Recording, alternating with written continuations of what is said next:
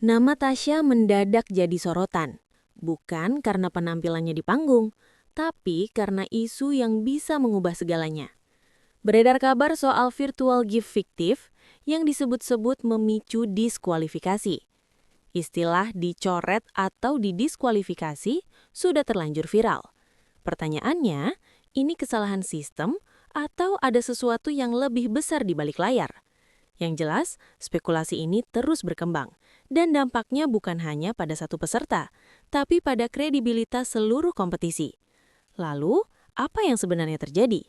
Dan kenapa klarifikasi tak kunjung muncul? Simak sampai akhir karena cerita ini belum selesai. Kabar ini menyebar cepat. Nama Tasya DA7 tiba-tiba dikaitkan dengan isu yang sensitif dan berpotensi mengubah arah kompetisi. Isu yang dipersoalkan bukan soal kualitas vokal, melainkan dugaan adanya virtual gift fiktif yang disebut-sebut memengaruhi hasil perolehan dukungan. Informasi awal muncul dari percakapan internal yang bocor ke publik, lalu dipotong, disebar, dan ditafsirkan bebas.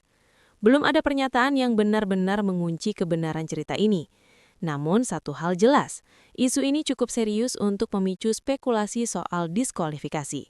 Dan di titik inilah publik mulai bertanya, dari mana tuduhan ini berasal dan seberapa kuat dasarnya. Isu ini tidak berdiri sendiri. Ia muncul di tengah sistem voting digital yang selama ini jarang dipertanyakan. Virtual gift disebut-sebut sebagai celah karena nilainya bisa berdampak pada peringkat. Rumor menyebut ada anomali data, berupa lonjakan gift yang dianggap tidak wajar. Namun hingga kini, tidak ada dokumen resmi yang dipublikasikan ke publik. Yang beredar hanyalah potongan klaim dari pihak tak dikenal. Situasi ini memunculkan dua kemungkinan, kesalahan teknis sistem atau kesalahpahaman pembacaan data. Sebelum publik mengambil kesimpulan, pertanyaan besarnya adalah, apakah anomali ini benar-benar terverifikasi? Jawabannya akan menentukan arah cerita berikutnya. Kata diskualifikasi mulai dipakai, padahal belum ada keputusan terbuka. Inilah yang membuat isu ini semakin panas. Dalam format kompetisi seperti DA7, diskualifikasi bukan keputusan ringan dan biasanya disertai pengumuman resmi.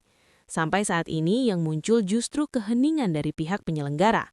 Tidak ada konfirmasi, tidak ada bantahan, hanya pembiaran isu berkembang liar. Kondisi ini memicu spekulasi berlapis karena publik menafsirkan diam sebagai tanda ada sesuatu yang disembunyikan.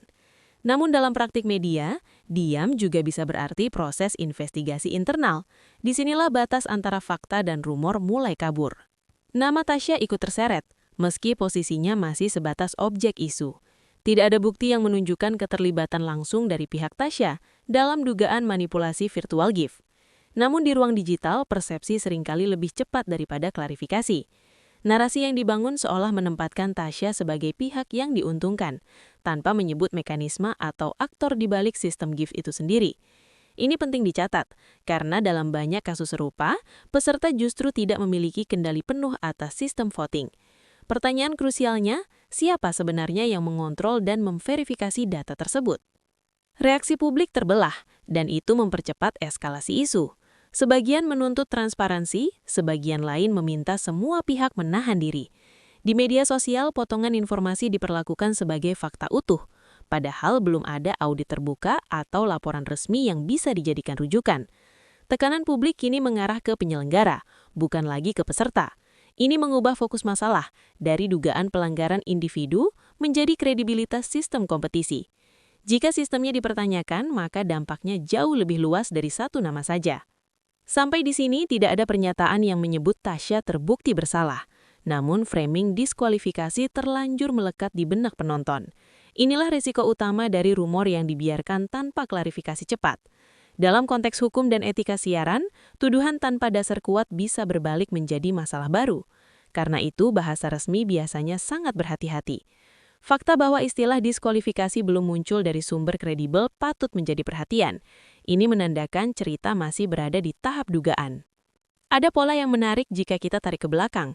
Isu serupa pernah muncul di kompetisi berbasis voting digital lainnya. Masalahnya hampir selalu sama, transparansi data dan keterbukaan mekanisme penilaian. Bedanya kali ini terjadi saat sorotan publik sedang tinggi. Artinya setelah kesalahan kecil akan diperbesar. Jika penyelenggara tidak segera menjelaskan, ruang spekulasi akan terus diisi narasi liar. Dan di situasi seperti ini, kepercayaan publik menjadi taruhan utama. Hingga saat ini, status Tasya masih aktif dan belum ada perubahan resmi. Ini adalah fakta paling konkret yang bisa diverifikasi. Segala narasi diskualifikasi masih bersumber dari asumsi dan percakapan tidak resmi. Namun tekanan publik terus meningkat, memaksa semua pihak bersiap mengambil sikap.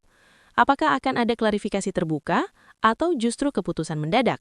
Setiap opsi punya konsekuensi besar terhadap citra acara, dan itulah yang membuat publik terus menunggu. Jika isu ini tidak ditangani dengan transparan, dampaknya bisa jangka panjang, bukan hanya pada peserta tapi pada legitimasi hasil kompetisi. Penonton tidak lagi fokus pada kualitas, melainkan curiga pada proses. Dalam dunia hiburan berbasis interaksi digital, kepercayaan adalah aset utama. Sekali runtuh, sulit dipulihkan. Karena itu keputusan apapun yang diambil harus disertai penjelasan yang bisa diuji publik. Tanpa itu, polemik tidak akan berhenti. Jadi, apakah Tasya benar-benar didiskualifikasi akibat isu virtual gift fiktif? Sampai detik ini, jawabannya belum. Yang ada hanyalah rangkaian dugaan, tekanan publik, dan keheningan resmi. Namun justru disitulah letak kejanggalannya. Ketika isu sebesar ini dibiarkan menggantung, publik berhak mempertanyakan, ada apa di balik layar? Dan selama klarifikasi belum muncul, cerita ini belum selesai. Bahkan bisa jadi baru saja mulai.